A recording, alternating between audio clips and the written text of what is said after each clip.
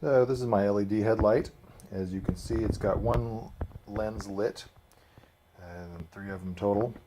There are actually 4 LEDs in each lens for a grand total of 24 watts of LED power. The 3 lenses will light up. You'll get full brightness at about 18 miles per hour. The brightness of the LED output is dependent on how fast you're riding, and it reaches its maximum at about 18 miles an hour.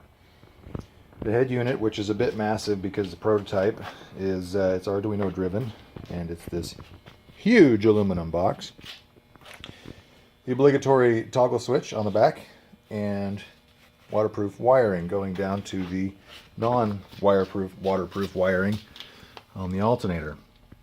Now the alternator gives off AC voltage, which goes up in this little black box, which turns it into DC that the LEDs can use.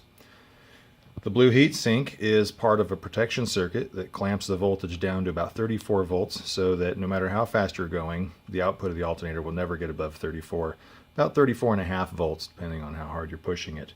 And the heat sink is there because in order to clamp that voltage, it just burns off the extra power. So that heat sink dissipates the heat into the air. That happens, it starts to happen about 25 miles an hour. You get going up above 25 and it's starting to sink off a lot of that extra power as heat. And then up to about 30 miles an hour it should be safe. Above that I believe it will trip the fuse. I haven't actually bench tested it to see when the fuse trips.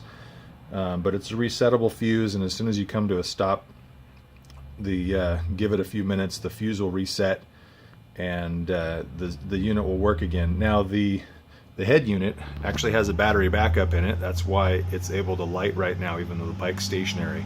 So even if the alternator does trip and stop giving off voltage, you'll still have a little bit of light. It won't go completely dark on you.